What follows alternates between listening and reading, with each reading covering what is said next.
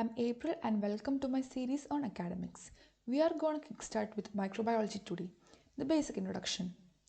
Microbiology is that area of science that deals with organisms that are of micron size, which are invisible to our naked eye, the microorganisms. The word microbiology can be divided into three: micro, bio, and ology. Micro means tiny, bio means something alive, and ology is the study of something. So it concludes to that microbiology is the study of those tiny living organisms around us.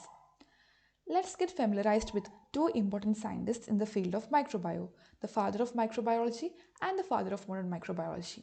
Anton van Leeuwenhoek is the father of microbiology and Louis Pasteur is the father of modern microbiology. Now we just peeked into the history of microbiome. We will delve deeper into the eventful past of great discoveries and all in the following sessions. Vaguely speaking, all microbes can be classified into these four classes: bacteria, protozoa, fungi, and viruses.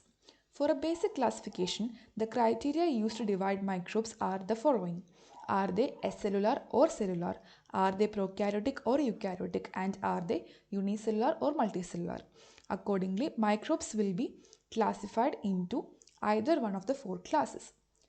Just like the sorting hat in Harry Potter, here instead of students, microbes are sorted into different classes based on their qualities. Members included in bacteria share a few unique qualities to themselves, like they have a cellular body, that is, a cell is the basic unit of life. They will be unicellular and prokaryotic, which means they have an exposed genetic material. Also, some of them have cell wall and extra protective covering around the cell structure. Protozoans are that group that includes members similar to plants and animals. Boundaries of protozoans is not well defined. They can be either prokaryotic or eukaryotic, unicellular or multicellular, and most of them have vacuoles. It will be for different functions like food vacuoles, for food storage like lipid vacuoles, for mobility like air vacuoles, pigment vacuoles, etc. We are we are all familiar with fungi, the ones we find on top of our bread when we forget we had them in the first place. Fungi can be distinguished well from others because of the presence of a unique cell wall component, the chitin. Also, they have filaments or hyphae for reproduction, which is absent in all other organisms. They are eukaryotic and can be either unicellular or multicellular. Yeast is unicellular while bread mold is multicellular. That's why we are able to see them. Around us, some other organisms are present which are not having a complete cell as their basic unit. Instead, they possess just the genetic material, either DNA or RNA, enclosed by a nucleocapsid covering. Such organisms are included in viruses. Most of them are pathogenic to humans. As they don't have any machinery for DNA replication or transfer to daughter cells, they become active and multiply only if it is inside the host cells. Now is the golden age of microbiology and its applications are found in almost all fields that work towards human welfare. Important ones among them are agricultural microbiology, medical microbiology, microbial ecology, food and dairy microbiology, industrial microbiology, microbial genetics and molecular biology. Medical microbiology. It is that field of microbiology that deals with diseases concerning humans and animals. Scientists who work in this field are called medical microbiologists. They identify agents causing infectious diseases and they plan for measures for their control or elimination. Common agents include bacteria, viruses, fungi, prions, etc. Agricultural microbiology. This deals with the impact of microbes on agriculture. Agricultural microbiologists work on methods to increase soil fertility, crop yield. They study the ruminant microorganisms to increase the meat and milk production. They also try to combat plant and animal diseases.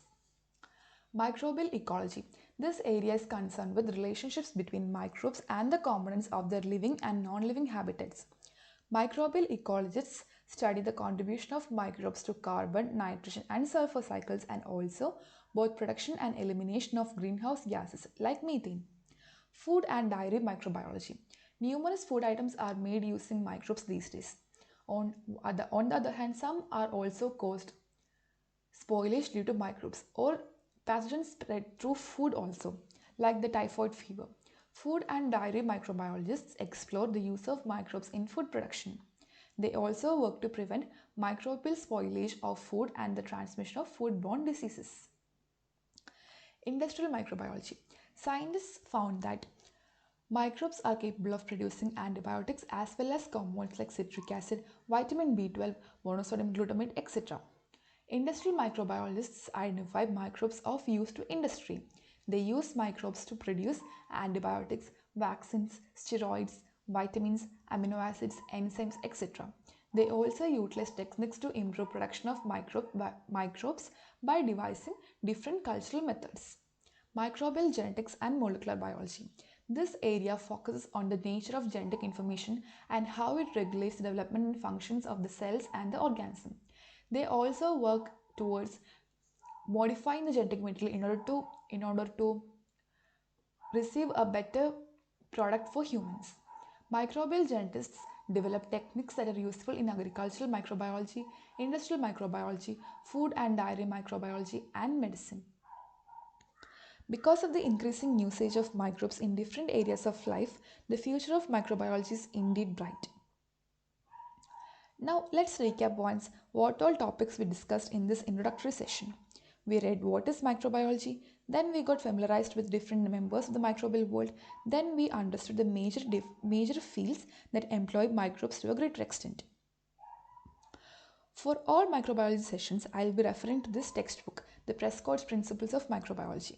I'll attach the link to this in the description below. That's it for today, my friends. We'll meet in next class on history and classification of microorganisms.